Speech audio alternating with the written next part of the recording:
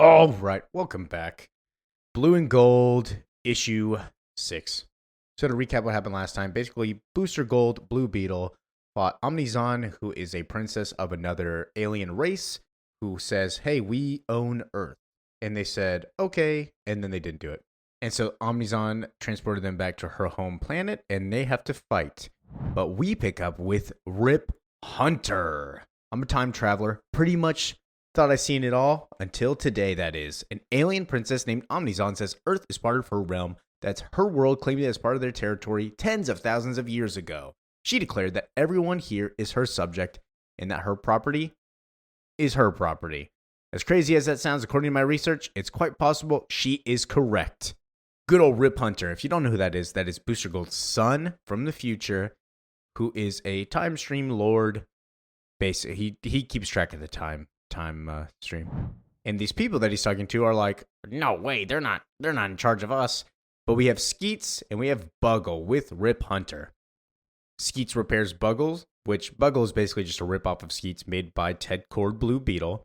And then we have Trixie, who's also here, which is which is Booster Gold's old assistant from the 90s.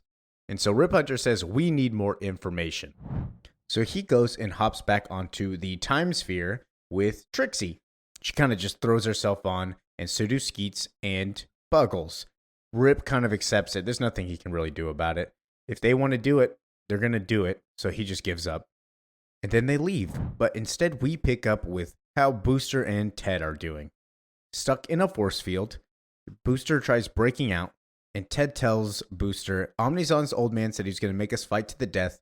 Can you believe they'd expect us to do that? We would never do it. And then they do a little fist bump. And so the king comes up. By my decree, you've been penalized for interfering with our plans to establish a throne on Earth. You will fight. The loser dies. The victor will join Omnizon's harem.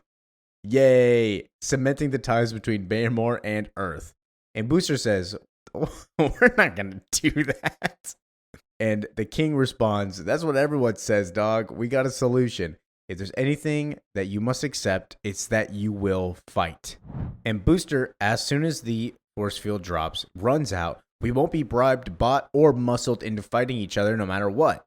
And then Omnizon uses her telepath mind control to make Booster fight Ted Cord. He killed your parents, family, and siblings, everyone you love. Your one goal is to avenge their loss. And Booster turns around screaming, murderer. And Ted screams, this isn't fair. You brainwashed him. Well, there's no such thing as fair. By my decree, fight. Ted grabs a battle axe. Booster grabs some knives. And we see that this is actually being broadcasted to the people while they're gambling. Ted is trying to get Booster to listen to him. Look at me. Listen to my voice. This is some heartfelt moment. You're supposed to recognize me and come to your senses. Oh, damn it. That's only working in comics and TV. I better come up with a different solution. And then we cut back to what Rip Hunter and Trixie are up to. Rip goes back in time on Earth 70-something thousand years ago so that he can interfere with Omnizon. And he sees them up there. The precise moment when an explorer from Omnizon's world arrived and in the name of her distant home, marks Earth. So what they said was true. They did go back in time, or not go back in time. They did go and actually mark Earth with no interference and claim it as their own. And Rip goes on, as far as their own laws are concerned, she is our queen. Humankind is so nascent in development that no one was in a position to object or even take note of it. That marking beam puts Earth on their map and makes everything official.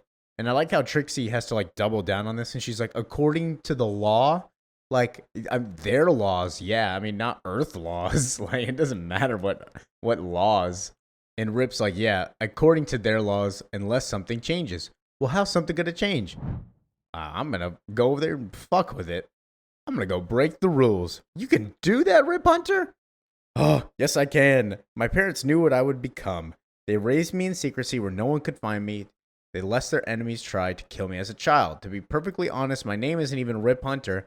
It's just a name I keep to use so that my past remains hidden. My enemies can't ever know who I am. And can't let my ancestors know, or they'd be marked for instant death like me. And let me just say, Rip Hunter has not interacted with a bunch of people. He only really interacts with Booster Gold. I want Rip Hunter to like interact with the fourth wall breaker or something, and they'd be like, "Oh yeah, I know who your dad is." That'd be pretty funny. Especially, you know what? I just caught up on Superman, and having Superboy Prime just talk about Booster Gold for a little bit was pretty funny. Him being like, "Dan Jurgens is gonna be pissed that I'm gonna fucking kill you." That's a spoiler. You should read Superman because it does have to do with DCKO, which we did go over. But Trixie asks, "I feel kind of dorky. Can you just like give me your name?" And Rip says, "No, I'm not gonna do that. That's too dangerous." In which Skeets interferes. Aren't you changing history by doing this? Yeah, I'm breaking the rules. 99% of the time, that would be my answer. Let's just say there have been a few times when this matters way more. And I'm just going to tweak the hell out of this situation. And then back on Baymore with Booster Gold and Blue Beetle. This debacle is taking far too long. We see the two still fighting in like a lava pit, which I'm surprised. They're like, is that an ocean that looks like a lava pit? But either way, I mean, clearly they're swimming in it. And so Booster puts Blue Beetle into the water. A fan of the irony, you gotta love me using your own blade to behead you. And so Ted kicks up, slashes him in the chest. I will use your suit's current, mix it with the water, and it will short circuit. And Booster rips off his suit. I was about to say shirt, but it's not really his shirt. And so Ted goes all out.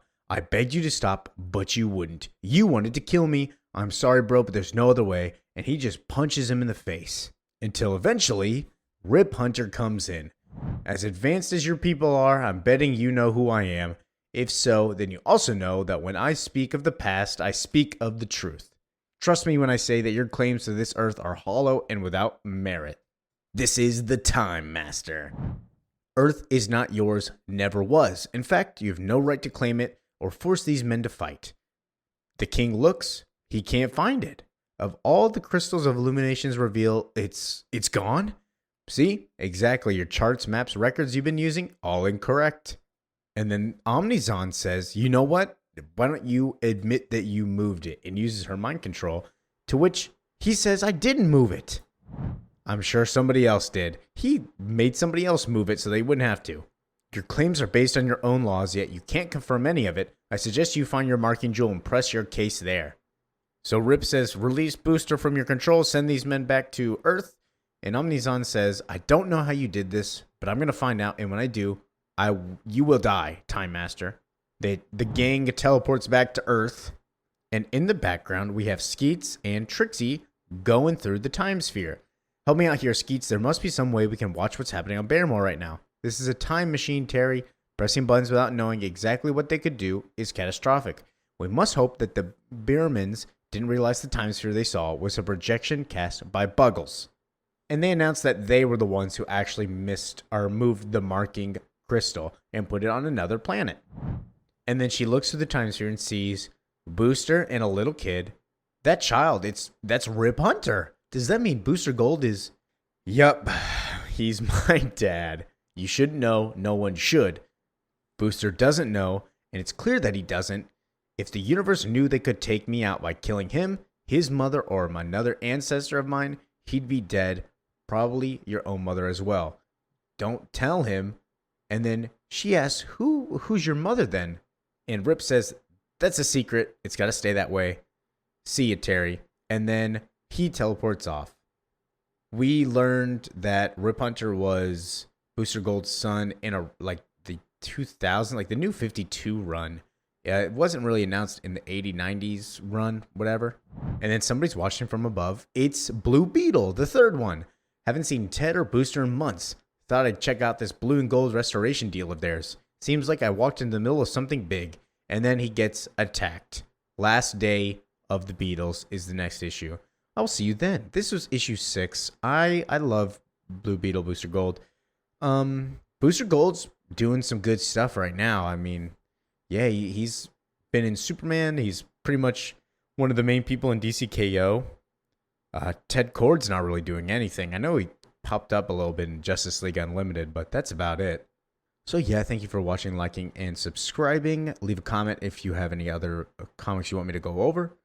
Peace out.